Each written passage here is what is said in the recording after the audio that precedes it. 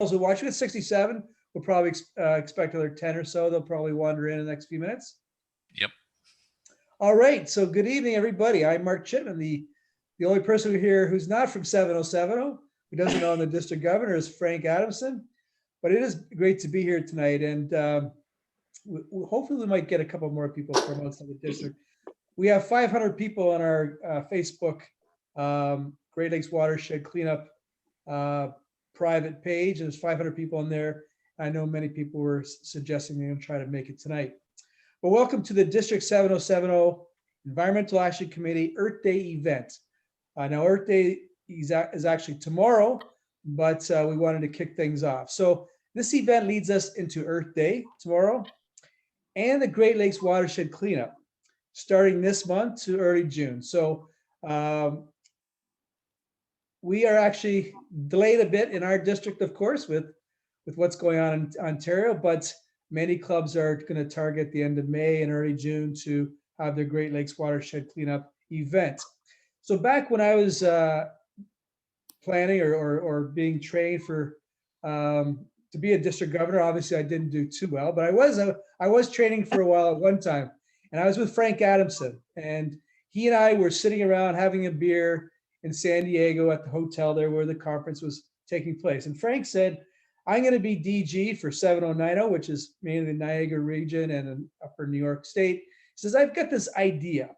That I want a good portion of my clubs to go around clean the waterways in the Niagara region and the upper New York area. That's Lake Erie, Lake Ontario, Niagara River, etc. And then he said, what do you think about that? I said, you know what? I wouldn't mind doing that in my district as well. Next thing you know, I think we had 5 or 6 incoming district governors with us, all saying the same thing, that wouldn't this be a great idea to all get together and plan something out on the same day with all districts. So this has now spawned to 15 districts, the Great Lakes Watershed Cleanup, over 500 clubs in 8 states and 2 provinces, and all working the watershed or surrounding our precious waterways or some sort of watershed within the Great Lakes. And while Ontario clubs are not going until later on in May and early part of June, many American clubs are actually starting this coming April 24th. So this is fantastic. And Frank, we owe him a lot of credit for sparking this idea and pulling me aside. I don't know if he bought me a beer or if I bought him a beer, but it was well worth the session. And so here we are today. And as you can see, this event has grown. I've got the Great Lakes Watershed Cleanup emblem. This was done by our Sue Miller. And if you look everywhere on our Facebook pages and all across these districts, that logo has gained a lot of prominence. So we have an exciting agenda here today, and we're going to kick off environmental action within Rotary. And we're going to hear from Neelam Betty. He's our environmental action chair. He's going to be speaking for the next 15 minutes, giving an overview of Earth Day, update on the 7th area of focus in Rotary, and introduce the rest of the Environmental Action Committee and the work that they're doing.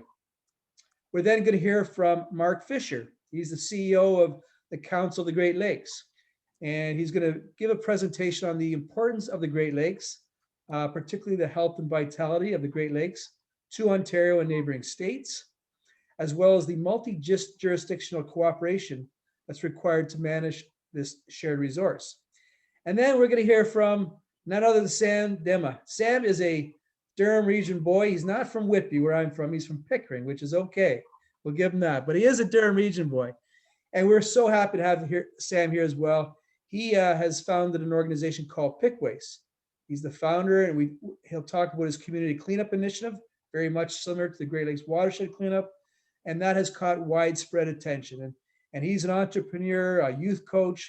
He'll talk about his inspirational story, and which is also relevant to the Global Youth Service Day, which is April 23rd to the 25th. And then we'll have a Q&A, and then we'll have Dan Combs, who's also a member of the Environmental Action Committee, talk a bit about our Great Lakes Watershed Cleanup coming up. So an exciting hour ahead of you, some great speakers. And with that said, I'm going to kick it off to you, Neelam. Go ahead, please. Thank you, Mark. Good to see so many people here give up their Wednesday where you could be out for a walk Uh, and before we get talking to our, the illustrious speakers, we am really looking forward to hearing from Mark Fisher and from Sam. But I did want to give a bit of a kind of the context, both on Earth Day and on how Rotary has moved into the seventh area of focus. Uh, Now, the Earth Day, for many of you already know, it's sort of an annual event all around the world, but it started back in 1970, and it actually started in the U.S. And by 1990, it had become a global movement. And in 1992, it led to the Rio de Janeiro Summit. And that was sort of one of the seminal moments in history that the world came together, started thinking about environmental issues that impact the whole world. And now, annually, there are over 190 countries that get involved in it, and 1 billion people on Earth Day are involved in some kind of an activity. Just imagine, we are 1.2 million Rotarians.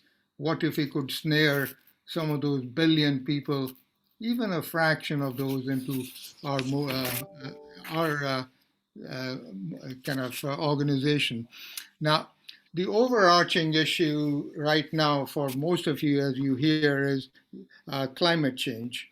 Uh, but what are the factors? Taking a look back 50 years, what has happened? The food demand has gone up by 3 times, water usage multifold, fossil fuels. So all these things are putting a lot of pressure on the earth. And what's happening? We discharge all the gases, toxins into our rivers and lakes, oceans, into the atmosphere. Now, and so what does it come down to? You hear often about the targets, the Paris targets. Now, what are these? Is this a number that scientists have pulled out of the air? I suggest not, because what's happened is the whole greenhouse gases that they have built up over decades and are changing the climate. And the climate really is that sustains all living life. And now there's a domino effect that happens as the uh, planets change. The different parts of the Earth are changing. Extreme weather events. And the scientists have pooled together their knowledge and their science, and have come up with, what will it take to arrest this development? Well, talk about reversal is one thing, but even arresting it. And the 1.5 degrees centigrade uh, figure to say over the by 2100, the rest of the century, if we can keep to that, we will sort of start seeing some kind of a beneficial effect. But if you start looking at what the pledges and the targets have been and what the current policies are, things don't look that great. So here in this little picture from the climate tracker, it really is kind of despondent. That's why the urgency. A lot of people, including our mayor in Toronto and others in the latest issue of the Scientific American, and they're all suggesting that we don't use the word climate change, we use the term climate emergency. So these are sort of the policy targets that we are kind of being nudged towards. And once that happens, where do we go after that? Can we change the slide here to the next one? Now, the climate change part is, we look at the carbon footprint. That is one of the things. How much carbon are we putting back into the atmosphere? But there is another lens of looking at it, the one that sort of talks to the ecological footprint. And we've been working with several researchers with our committee, and one of the ideas that is really of the ecological footprint. And what does that mean? How fast are we drawing upon the resources? Now, these could be, the forest, the land, the fossil fuels, uh, uh, our farms. Now, when we pull out all the resources, the demands that are we doing that for our energy, for our food, the question becomes it's a delicate balancing act. How fast do we consume, and how the waste that is being generated, and how fast can nature absorb this and generate and rejuvenate itself. So it's a very delicate balance, and hence so much attention all over the world right now. And in fact, in November of this year, the next major summit will be the COP26 in Glasgow. So all the countries are really getting ready for it with their commitments. So that's sort of the larger picture. And the global footprint people have an interesting way of putting at it. And if you capture all that we are demanding from the planet, uh, there is something, we would require the equivalent of 1.6 planets to sustain our current rate of our current lifestyles. And so each year they have what they call an Earth Overshoot Day.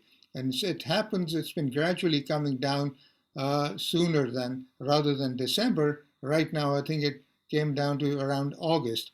And one interesting insight to this was during the pandemic last year, when things got closed down, and their model will take a look at country by country. It's an interesting model that you can go start playing around with, and this is all based on data as that actually, our Earth's overshoot day migrated back towards September. So it goes to show that with if there is a will, something can be done. So now, what does that tell us? I think there is agreement among scientists and policymakers that the ideal is to move from what is a linear economy towards a circular economy. Now, the linear economy is what was at the base of our industrial revolution. Things became mass produced, things were cheap, we could extract fuels out of the earth, use them up, manufacture that, and more, with the economy growing several fold. And then, hence, it's more difficult to do it with that. We just waste it, assuming that the earth and the planet will take care of it. Now, the circular economy really starts looking, it turns the table, the equation the other way around. The energy should be more from the renewable resources, our materials. We pay close attention to, how do we, it's a cradle to grave issue. And even things that are manufactured, do we sort of make it more efficient? How do we get rid of that? So that is the challenge. And I think that is one of the kind of points of convergence among thinking between policymakers, the whole industry. Uh, and industry is recognizing this very much. And why? Because the citizens are demanding action on this. Now, and that sort of is to be expected that Rotary finally declared its area of focus, that, well, the environment should be a key area. Now, Rotarians have always been mindful of the environment, and the environment was embedded in all the work that they did. But for example, in terms of even the global grants, a couple of years ago, they said there were roughly almost a quarter of the global grants have some kind of a component dealing with the environment. And Ian Risley, who was the president-elect in 1917, made the big pronouncement at the International Convention about the environmental area of focus. And gradually, over the last little while, we've been migrating towards that. And now the area of focus, now we have moved into 7 full areas of focus. Now, what are they? And here, let's take a pause. The UN has declared the Sustainable Development Goals. Those are the gold standard for the world. If we are to make progress for basic level of quality of life that Rotarians, through our work on other areas of focus, we all believe in. But the Sustainable Development Goals, there are 17 of them. Now, as we bring the environmental area of focus, this directly links to 6 of the UN SDGs. So it goes to show how important this move is for Rotary. And RI is working closely with UN on some of these areas, because I think UN and Rotary have always had a partnership. So that Now, what does this involve? Uh, it is intertwined with all of them. And if you look at the policy statement, it's a fairly broad ranging set of activities we'll be getting into. And they start with protecting our marine and coastal freshwater resources, uh, enhancing the capacity of our communities to support natural resources, going down into sustainable agriculture, our methods of agriculture, making sure that we are not using them in an unsustainable fashion. We hear the term, buy local, grow local. How do we use pesticides? And so all those.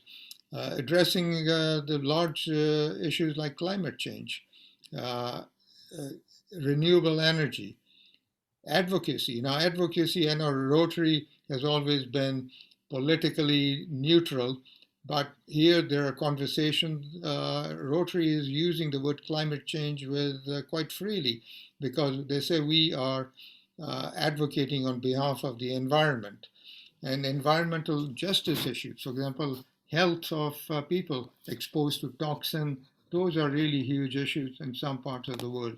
So as the year 2022 rolls around for Rotary, we will be engaging in global grants in this area as well. Now, within our district, we've had, Mark Chipman was kind of a visionary, and we started out our committee almost 9 months ago, and I'm proud of the folks that were handed over to me. And we'll get to hear from them briefly towards the end of this session. But it's a wide-ranging group of people, and each one of them brings some strength to the table. We have among us who are people who are experts and have done professionally climate change, people who are involved in agriculture, people who know something about dealing with the municipal issues. So that's really kind of there. And I don't want to go on and on here, and I would like now to, this is really meant to say there is a larger context within which we are fitting in. But today's focus really is around the Great Lakes watershed cleanup. And before we hear about that, Mark Fisher, I'd like to invite him to take the mic. Mark is the CEO of the Council of the Great Lakes. It's a valuable resource. He'll tell you about how vital it is to, our lifestyles around. And he has had a glorious career in various aspects. He was in the Privy Council, the Canadian government. He's on the board of governors of the Great Lakes Fisheries Commission, and he has been very active in a lot of other areas, but is also involved, in addition to the economic and social aspects of the Great Lakes Council, they are also involved in a lot of environmental initiatives. So I'd like to hand over the floor to Mike. Thanks, Lelam, and it's a pleasure to be with everybody tonight. And sorry, I'll apologize in advance if I feel a bit sluggish. I had my AstraZeneca shot today, and I think it's the aftershocks, the effects are kicking in. So I'm a bit drowsy, but I'm really pleased that I could be with you today. And Mark, I am super jealous that you already have T-shirts. We don't have T-shirts made up yet for the Great Lakes Plastics Cleanup, but I'm super impressed with your logo and your T-shirt. So Mark, good. you and Sam have one set aside with your name on it. Sounds good. So listen, I'm going to share my screen because I do have a presentation, and I'll just I'm going to find it here and find out where it is. Just give me a second here. I thought I had it queued up. Just bear with me for a sec. Yeah, we have it queued up too in case you run into an issue. So I'm going to do that. And then, okay, let's see if it picks it up. There we are. Okay, can everybody see that? And then I'll turn that into, okay, great. So again, thanks for having me tonight. So I'm Mark Fisher. I'm the president and CEO of the Council of the Great Lakes region. And it's a real pleasure to be able to be with you tonight to talk about the importance of the Great Lakes to both the United States and Canada. I'll talk a little bit about the work that we're doing as an organization, the Council of the Great Lakes Region, and then I'll spend most of my time talking about a new initiative that we launched last year, which I think aligns really well with the work you're going to be doing over the next couple weeks and months, called the Great Lakes Plastics Cleanup.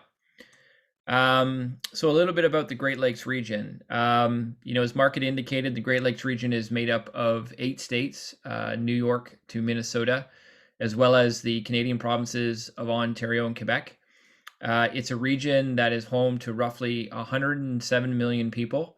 So if you see on the slide, if it was a country by population, it would make it the 12th largest country in the world. It's a region that generates roughly $6 trillion in economic activity every year. Again, if it was a country, that would make it the 3rd largest economy in the world behind the United States and China, and ahead of other major economies like Japan, the United Kingdom, and Germany. It's a region that supports roughly 1/3 of the combined Canadian American workforce, so roughly 52 million jobs.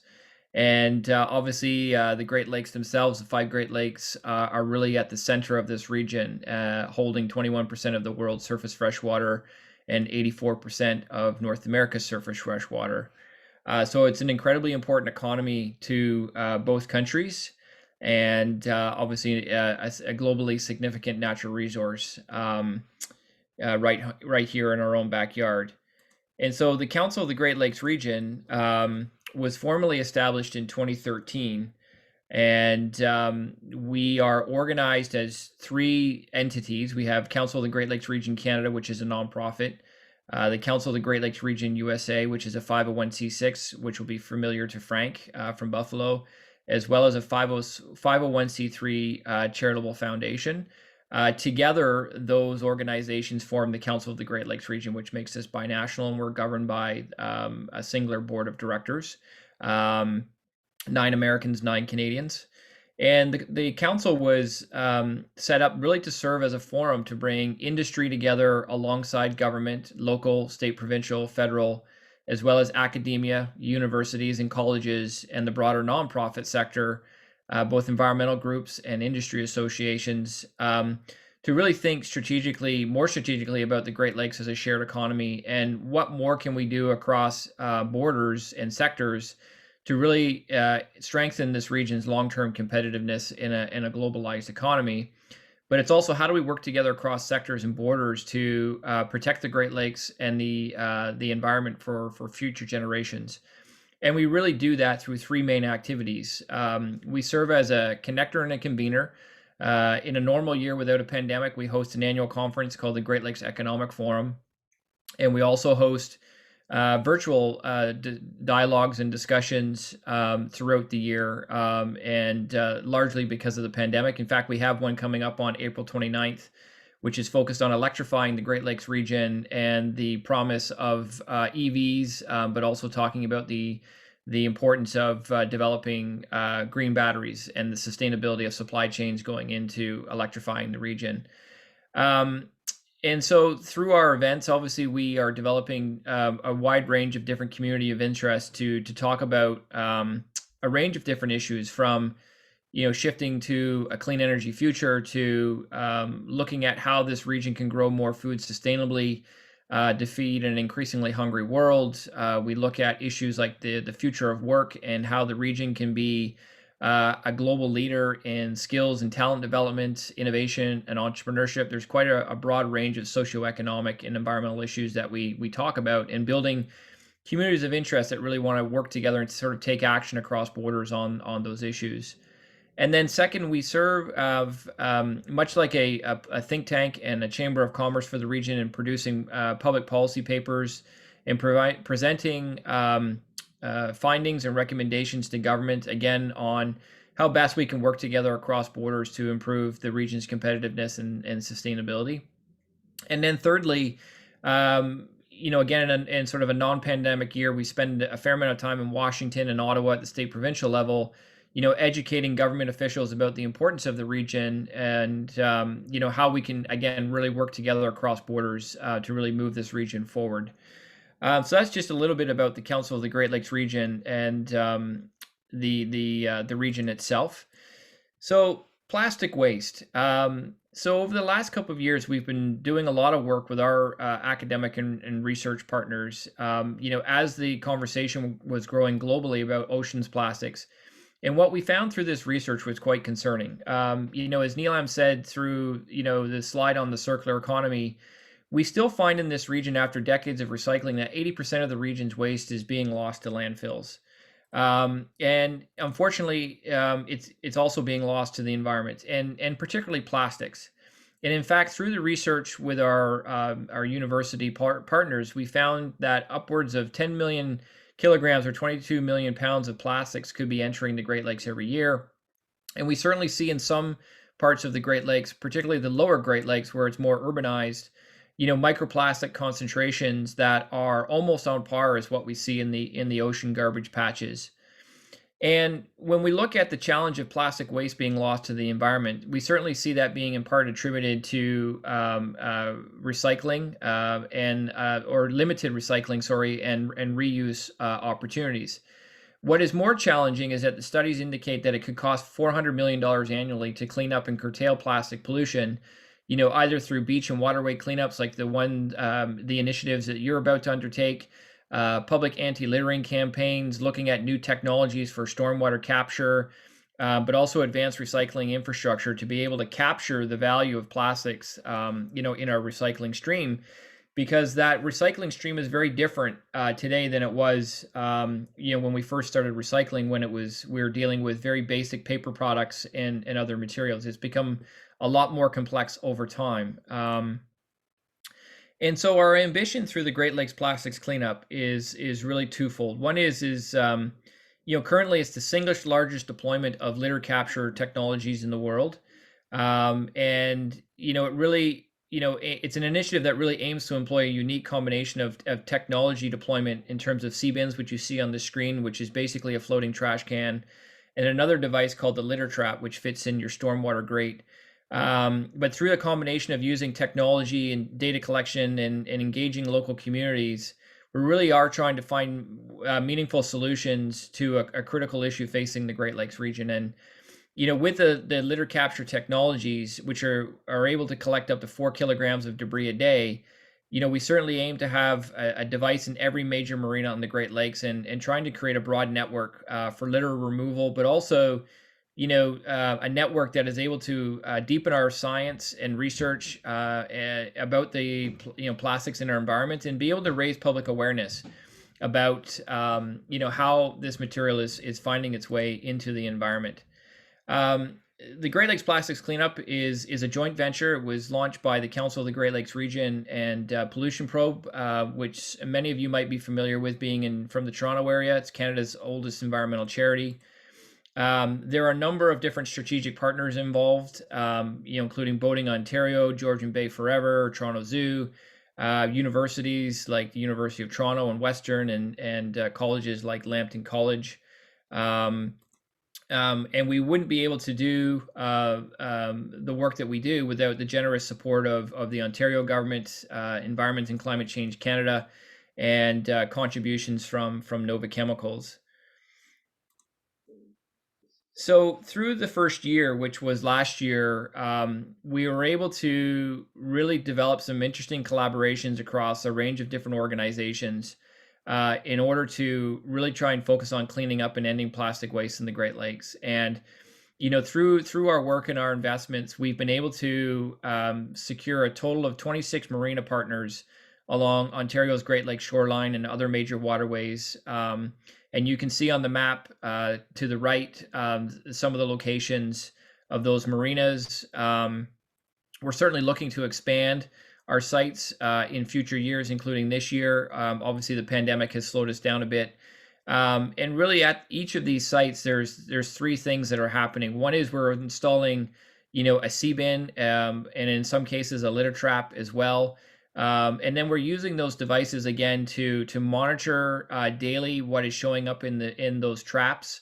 We're also working with local partners to really go through the debris 5 to 6 times a year, and to characterize the different types of materials that are showing up. And that's what's helping us really understand the plastic pollution problem across the region, and then really using those devices as an opportunity to bring citizens down to the waterfront and to educate them about what we're finding and some of the sources and pathways, and ultimately, what can we do as consumers, as individuals, to prevent the material from finding its way into the environment.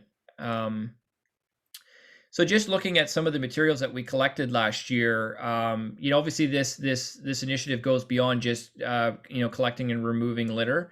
That information certainly plays an important role in how we really inform our conversations around what types of public policies government needs to perhaps adopt to ensure that this material is not finding its way into the environment, but also again the role that we can play as consumers. But you'll see, in terms of the top 10 items that were found last year in our devices, we've got mostly small fragments, but you're looking at foam and plastic film. You're looking at hard plastic fragments that have been broken off from other materials. We're often seeing small pellets, mostly in marinas that are close to industrialized areas. They use those plastic pellets as part of the manufacturing process, so sometimes they get spilled and they'll show up in the environment. And then we're also seeing obviously larger fragments of foam and film, cans, food wrappers, and not surprisingly, a fair number of cigarette butts, which is why we've partnered with Rothmans, Benson, and Hedges, because they recognize that this is a concern as well. So in terms of engaging local communities, what we learned through that data collection really helps inform the general public. And we have a variety of toolkits and educational materials and other resources that we've developed through the last year, which really help marinas in encouraging stewardship and community involvement, and really trying to mobilize this larger effort in ending plastic pollution and waste in the Great Lakes region. And all of this information is publicly available to our marina partners, and I'm sure we can find a way of providing some of that material to you as well, in terms of educational materials and fact sheets that you can hand out to your communities when you're out and about. So some of the big lessons learned. Obviously, there's lots of lessons from any project of this scale, and we certainly learned a lot during the first year, which lays the foundation for success over the next 5 years. It goes without saying, it was a real challenge to get started during the pandemic. Marinas open late. We had social distancing restrictions in place for the entire year. In fact, they're still in place, and we're starting the second year of this initiative with some of the same constraints as last year. And generally, what we found is that the C-bin and the litter trap capture technology is very easy to use. But it needs regular attention and emptying, especially C-bins. And, if you don't look after them, certainly mechanical issues can arise if they're neglected. We have found that, every marina is different. Every site is unique. And, that required us to really do more sort of site inspections in terms of what's the best place, to sort of put the C-bins, where debris accumulates, but also, looking at issues, particularly in Georgian Bay. We found that there are a lot of pine needles that are finding their way into the water that were clogging up the filters and the meshes. And so, understanding those local issues really dictates the size of mesh that you might need for both the C-bins and the litter traps. And this is an important point, and I think this is, I'd like to touch on this with the Rotary members is, what we found is having a dedicated network of local volunteers is really crucial to help with the daily monitoring, but also that waste characterization that takes place throughout the year.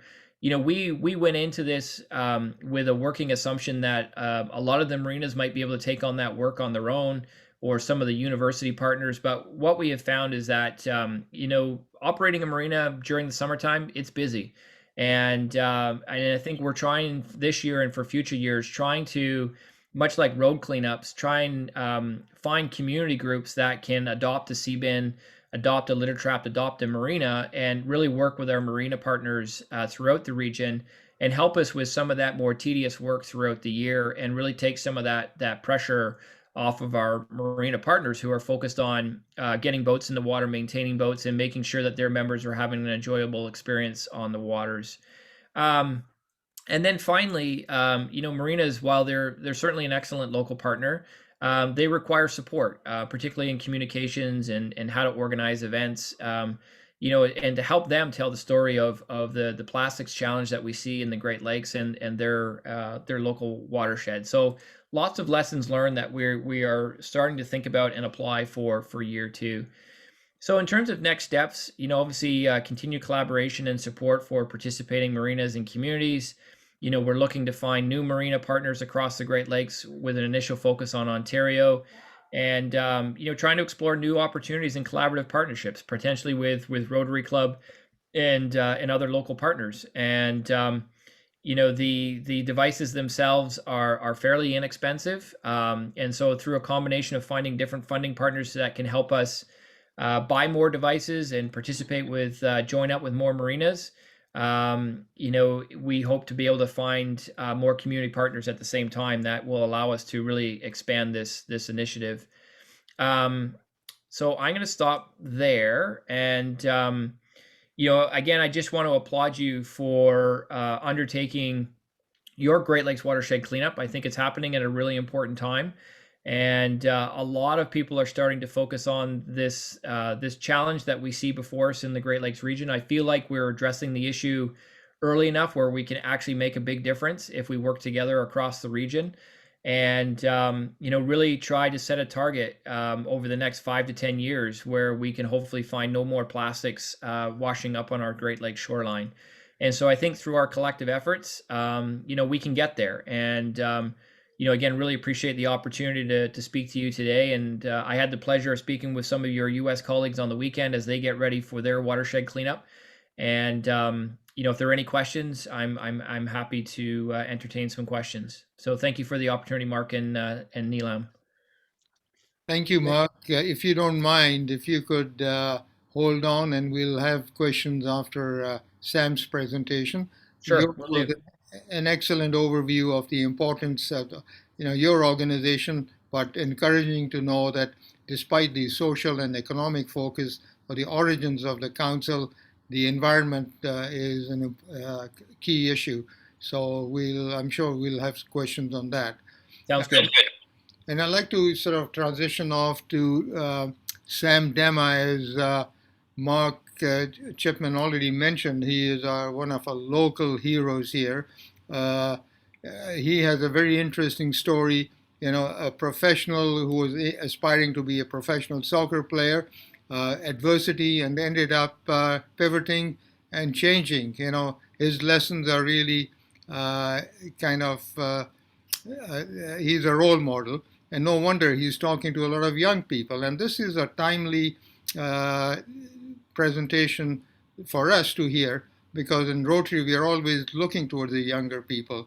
The environment was, in the survey that was done by Rotary a few years ago, Rotarians indicated environment was one of the 4th priorities, but the Rotaractors put the environment as their priority number 1. And now Sam, with his experience in talking to the young people, he does that day in, day out. I think we are really privileged to have him here.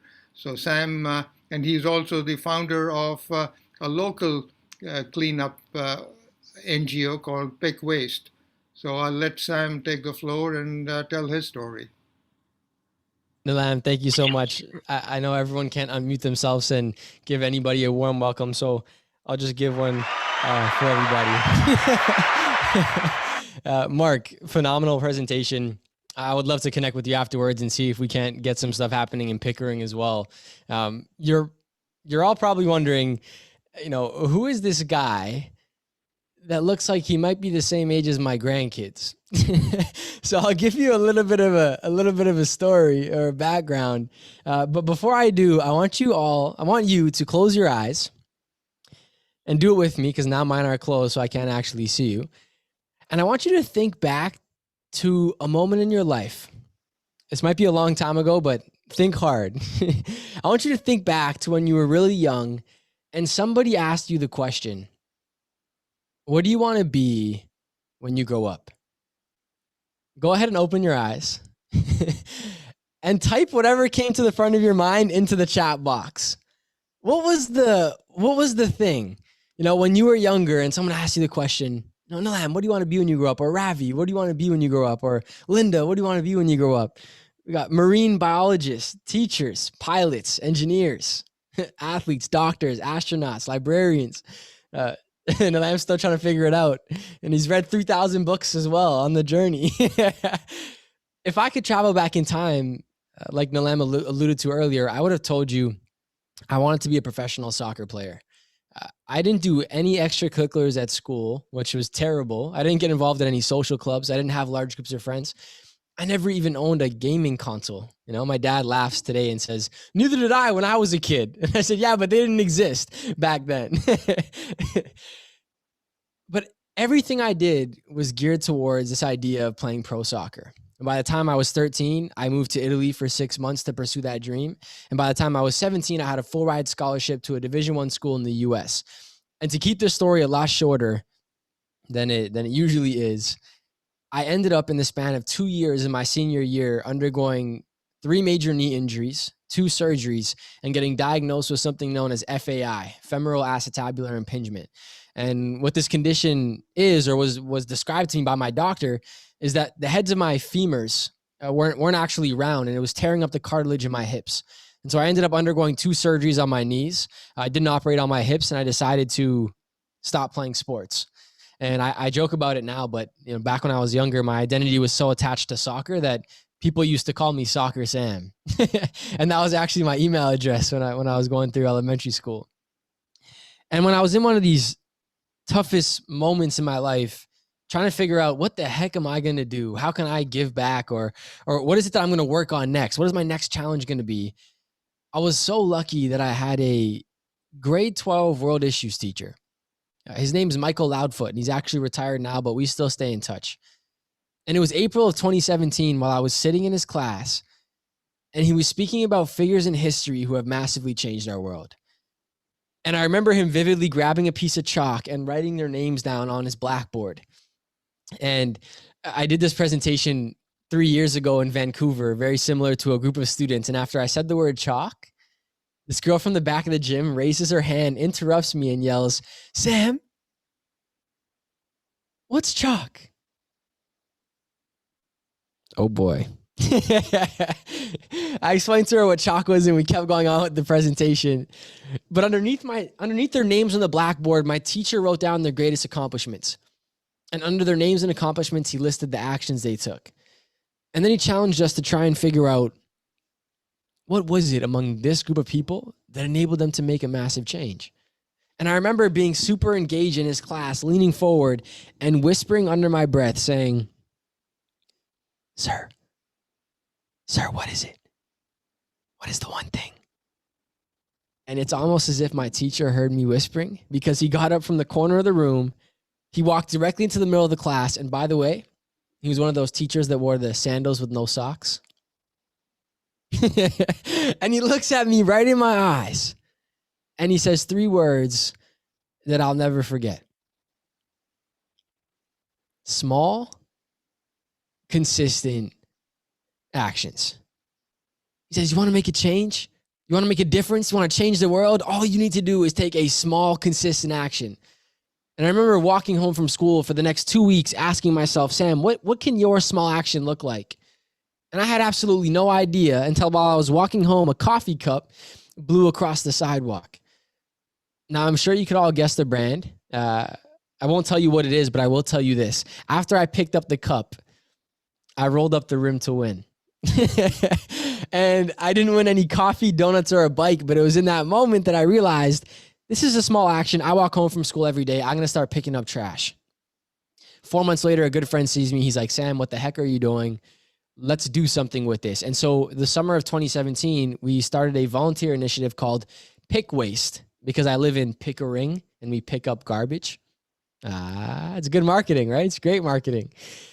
And we started calling high schools and asking them to speak in front of their class to get them to come volunteer with us. And we gained so much momentum in those first 2 months that we've never stopped cleaning up. Since July 1st of 2017, we've done close to 300 cleanups, filled just under 3,000 bags of garbage, and have given out over 6,000 volunteer hours to high school kids to go towards their graduation, the graduation requirements. And I'll actually very quickly share this quick little video, and then I'll give you some context after it plays. Lam, if you want to give me a thumbs up that you can see this when I start playing, that'd be very helpful. You can see the screen? Okay, perfect. Dozens of Pickering residents spent their Saturday cleaning up trash, inspired by 2 university students who decided they wanted to do what they could to help the environment. And as the 2 young organizers tell CTV News, it all started when one of them stumbled upon the other while he was trying to make a small change for the good in his spare time. I was driving home from school. It was a regular day-to-day, and I saw someone picking up trash. And I looked, I'm like, I know that guy. And I slowed down, I stopped my car, I rolled down my window, and I asked him, like, what are you doing? Why are you picking up trash? It's not something common to see. Right, and that was you. Yeah, and then I explained to him while I was there, I said, hey, you know, my teacher told me that small actions will lead to a massive global change. And I'm putting my teacher's theory to the test by picking up this litter. And then 2-3 days later, I got a phone call from Dylan saying, Sam, I love what you're doing. No offense, but you're not gonna have that much of an impact by yourself. Why don't we make something bigger of this? And that's when we decided, and he decided, let's do weekly cleanups and get as many people involved as we can. And that's exactly what they did. The 2 boys founded a group called Pick Waste, and organizing today's pickup event raised awareness of just how much garbage is out there and how easy it is to do your part to clean it up. And the organization's work has not gone unnoticed. Over 200 people have joined in Pick Waste weekly cleanup events, and both Dema and Mendez have been named to Canada's list of top 25 environmentalists under 25. Congratulations. All right. So you're probably wondering why the heck there was a huge pile of garbage behind us in that picture. All the trash we picked up over the 4 months of the summer in 2018, we stacked it in front of our old high school as a visual representation of how much garbage we cleaned up in a couple of months in what seems like a very clean, neighborhood in a very clean city. And we called all the news stations and said, hey, we're 2 young people who want to, prove to others that a small, consistent action can make a massive change. Now, a lot of my work today is spent speaking to young people about this idea that their own small actions can make a big difference, whether it's picking up garbage or deciding to be of service. All the things I speak about usually tie back to servant leadership. It just so happens that my project that I took on was Pick Waste. We're still volunteering. We still have lots of students. We've had to postpone the cleanups until the end of the lockdown, till mid-May. And I'm here not to tell you to go outside and pick up garbage, although I know a lot of you will be with your shoreline cleanups, which is amazing. But I want to remind you that what you're doing is making such a huge difference. And if you haven't heard it recently from other people in the community, as a young guy at the age of 21, I want to thank all of you for your service, for the amount of thought you put into all the projects that you run. It's really awesome to see so many people gathering together for one central cause. And if I can support in any way in the future or help you find your own small, consistent actions, please do reach out. I would love to have conversations. I will drop my email in the chat box, and then I will turn this back over to Nilam. Thank you all very much for your time. Thank you, Sam, for your amazing story. And one point that should also be remembered is that, the April 23rd to 25th is the Youth Service Day. So we are doing double duty here. So he is quite a thing. So I open up the floor now, questions on any and all aspect that we've talked about, and including any suggestions about what you may be doing in your clubs. So just unmute yourself, and hopefully one of us will see you with your hand up. I have a question for Mark Fisher. It's Frank in Fonthill. Mark, how much do those bins cost for the marinas?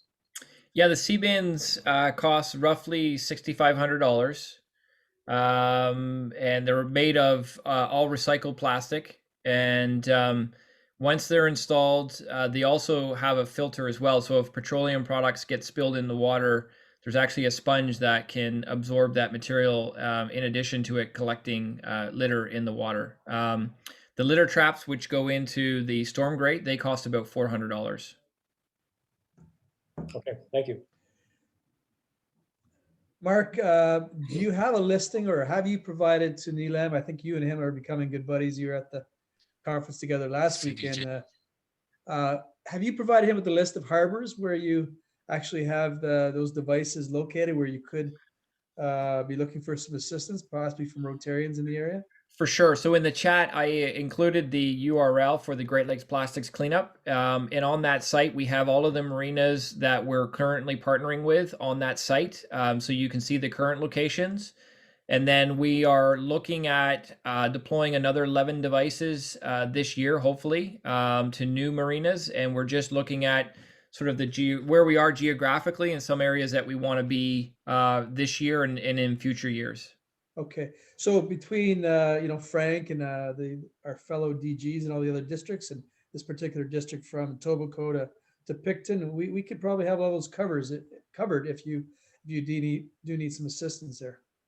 Yeah, no, for sure. Like I think one of the things we've learned in the first year is we really want to develop a model like the Adopt the Road kind of model where we're bringing local partners down to the marina and really taking ownership of some of these devices. Because obviously we work across the Great Lakes, we don't have that local presence where some of these local groups do, and I think that partnership is going to be key as we move forward. And I should have mentioned in my presentation, while we focused on marinas in Ontario this year because of the funding we received, we are looking to expand this initiative to the United States. Obviously trying to find both funding partners, but also local marinas and other partners who can help us think through that expansion on the U.S. side, so we can truly make it a Great Lakes initiative. Very good.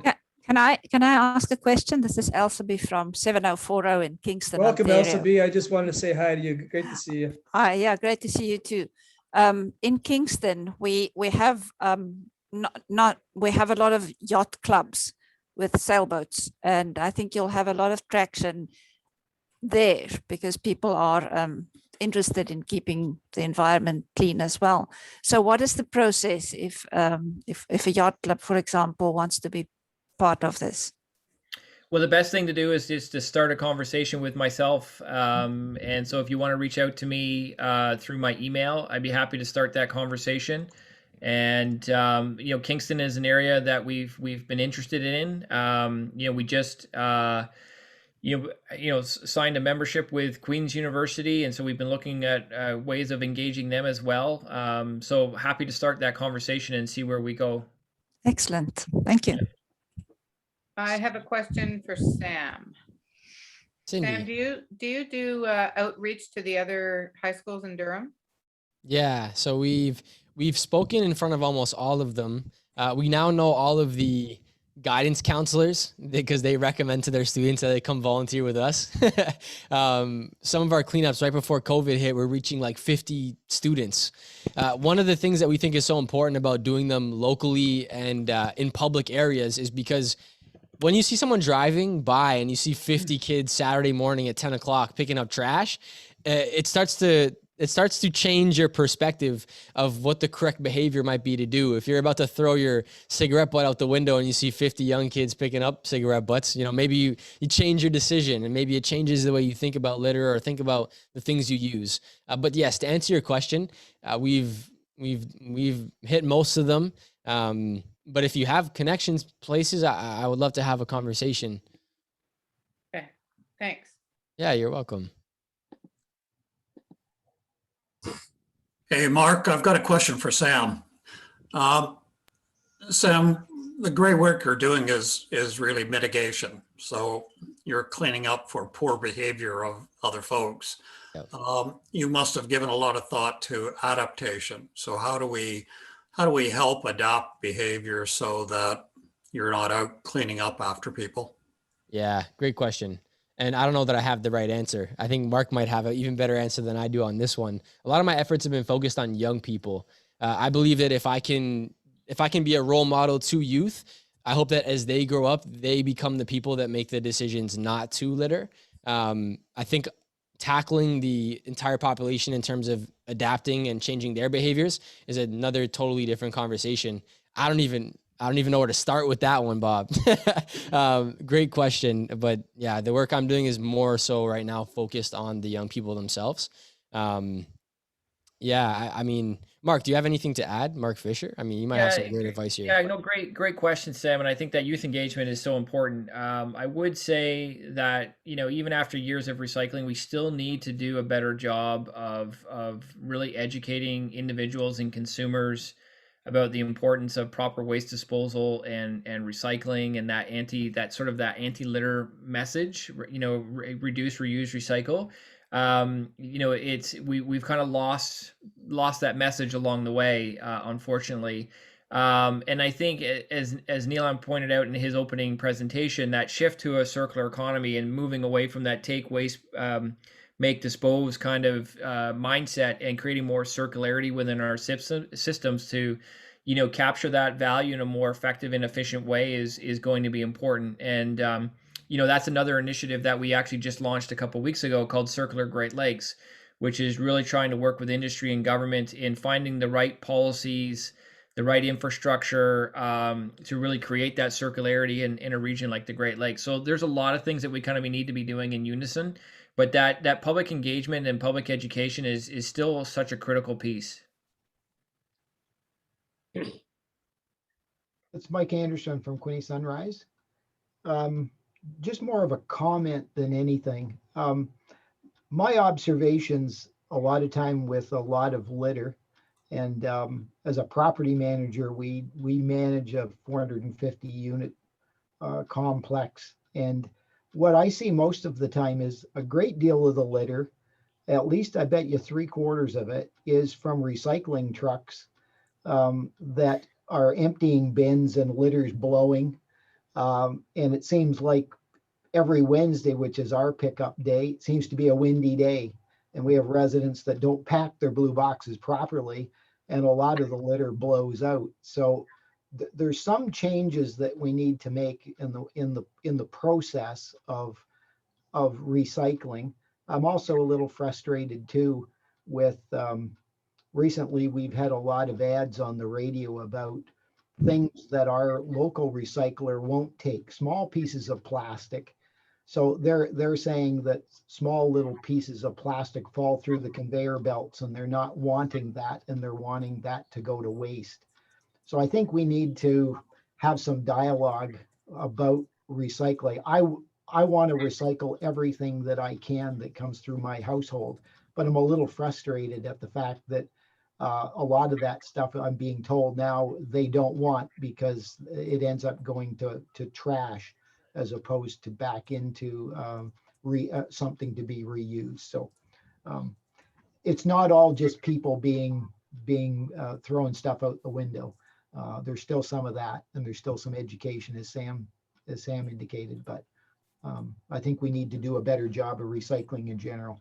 Yeah, no, you've raised some good points, and I think one of the things that we're looking at as part of our Circular Great Lakes initiative, because we have a lot of the multinational companies that make those consumer products headquartered in this region, is how do you engineer in recyclability and sustainability into the products that they ultimately design and that we use as consumers? Because unfortunately, over the last decade plus, while they've been great at producing some great innovative plastic products, they're not all easily recyclable, such as the black plastics and what have you. And so it's having a conversation with those companies and making sure that, we are making, everything as much as possible recyclable, and easy to recycle. And, for those hard to recycle materials, it's also coming up with new technologies like, the advanced recycling technologies, which they also call, chemical recycling, which is able to really break everything down to its component parts, right? And looking at those kind of new technologies. So all of that stuff has to be happening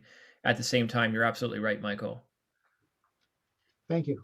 Thank you. I guess with an eye on the time here, maybe we can move on to Dan Coombs, who is a member of the Environmental Action Committee and has been stick handling the Great Lakes watershed cleanup across our district. So just because of the changes, I know there have been mixed communication going on, partly because of the public health thing, but we have a great story to tell here. And thanks to the committee members who've done a fabulous job. So I'd like to ask Dan to give us where we stand on the Great Lakes watershed cleanup within 7070. Neelam, it's Mark. Before we go to Dan, is it possible for me to show a photo which Sam had talked about, in his presentation, the coffee cup that blew across him. I'd actually like to show people a picture of what that looks like after it spent some time in the lakes. Is that possible? Yeah, go ahead. Okay, I'll do that right now. Just give me a sec. Can everybody see that?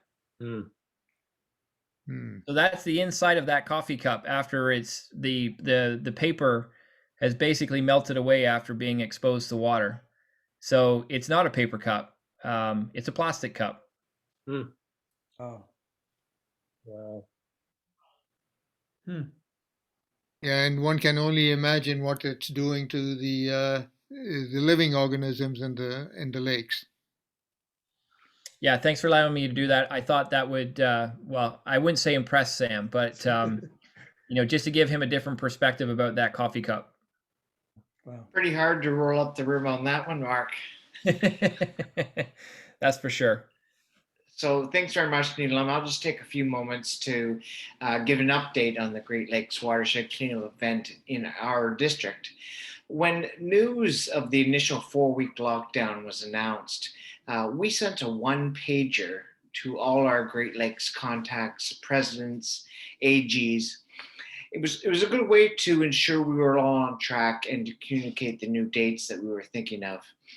The note was a one-page thing, and it was entitled 5 Things to Do Right Now. The first was to ask all clubs to finalize the date in the May to early June window. The second was to finalize locations to ensure there is no overlap between clubs and so forth. Third was to finalize sign-up participation lists so we could order more t-shirts if desired. And fourth, for clubs to ask for additional guidance from their Environmental Action Committee event coordinator if need be. Now that's 4 items if you are counting. The fifth was actually a plug to attend tonight's meeting. So with ongoing and extended COVID restrictions, April 24th was obviously canceled. DG Mark's guidance was to try and complete the event in May to early June. From my vantage point at the district and talking with several clubs, I saw several of them gravitating towards Saturday, May 29th. So we loosely put a stick in the ground for that date. Now I know all the clubs in the region of Durham are aiming for May 29th, but there is considerable flexibility for what date works best for every club. Now, to try for May 29th or a date thereafter is the operative word, of course, as our current lockdown / stay-at-home orders only end May 20th. What will the COVID world look like to us a month from now? We simply just don't know. But I remain ever optimistic. As a part of the coordination efforts on the Great Lakes Watershed Cleanup event, Neelam's District Environmental Committee divvied up all 60 or so of our 7070 clubs. So every single club has been contacted, and we've given pitch presentations at a considerable number of club meetings. So through all this interaction, my gut feel says that we have about 90% of our clubs signed up, and that includes many Rotaract clubs, which I think is fantastic. And if COVID cooperates, it will be a wonderful day and a wonderful event. If not, we'll do it when we can. So thank you for your time. And are there any questions around the Great Lakes event? Just a point of thank you, Dan. Environment or supporting the environment is a significant upcoming formal area of action for Rotary, and you and the Environmental Action Committee this past year have been pounding the pavements, promoting the environment, and particularly yourself going around to all these clubs and talking about April 24th and then changing the date and so on and so forth. But the excitement's still there, and I owe it to you and the committee for keeping that energy up. So thank you very much for that. And I don't know, Nina, is there anything you want to finalize, or I can just close off here? Yeah, go right ahead, Mark. All right. I just want to say, Mark Fisher, thank you very much. Very enlightening talk tonight. Sam, you're awesome. Hope to see you sometime in Pickering or Whitby. You've got a great career ahead of you, and you have a very inspiring message. Frank Adamson, thank you for kicking this idea about the Great Lakes Watershed cleanup up. And to the Environmental Action Committee, thank you very much. Just leave you with the final story. I grew up in the 70s in Welland, south of Lake Erie, north of Lake Ontario, and to the east Lake Erie. So I grew up with acid rain. I grew up with DDT in the waters. And my only point is, we can make a difference, and we are making a difference. And just last week, I live in a community called Dixon Woods Forest, and one of my neighbors is the foremost birder in Canada. He's actually the director of the Canadian Bird Atlas, if you can believe it. He's like talking to Alexa every time you want to ask a question. He has a response about birds. Anyway, he was telling me that there is now a nesting pair of bald eagles on the north shore of Lake Ontario, up near Lynn Shores. This is the first time in history, in European history, that nesting bald eagles have been recorded in that area. And I said, why is this happening now? He says, because the lakes are getting better. There's no DDT, there's not as many chemicals anymore. There's still a long way to go, and that's where we come in. But there is promise for the actions that you take to clean the Great Lakes and amazing things like that. So let's stay the course, let's continue on, and there's a lot more improvement that people like Sam and ourselves are responsible for now to take forward. So thank you very much, everybody, tonight. And we hope to see you out sometime on the shores of Lake Ontario, or in Frank's case, Lake Erie or Niagara River, and doing some good work. So thank you very much. Mark, I just want to thank you for the invite. Wonderful presentation. I'm inspired. Just to go back to Mark's story, if you just give me a second, if you don't mind. Actually, we were having coffee break between sessions, and Mark had a plastic bottle in his hand of water. I had a cup of coffee in my hand, and Mark said, "This is the last plastic cup I'm going to use, or bottle. I'm going to go to reusable." And then I said, "Oh, in regards to plastic, this is something we're going to do in 7090. Is this Great Lakes cleanup in a very small portion of the Great Lakes in 7090?" And that's when Mark said, "Hey, what a great idea! Maybe I can jump on board as well." And Dr. Mike Lowry, who is the DG elect in 7080, then jumped on board immediately. So in that conversation, about 30 seconds, we had created the Great Lakes Watershed cleanup. So thanks, and thanks to note, Frank, that was my last water bottle that I've used since then. So I knew it would be. That's great. All right, thanks. All right, well, thank you, everybody. Great to see everybody. Hope to see you on the shores. And good night. It was a Good great night now. Thank you. Good night. Mark? Yep. Where did you say those nesting bald eagles are? At Lynn Shores? Yeah, so they're sort of buried behind. If you go down Gordon Brown south towards the lake, and you continue around past the psych hospital, you go to the end of that, you'll see towards Lynn Creek, and they're apparently there. I haven't seen them yet. I'm going to go over soon, but from my understanding, they're massive. Wow.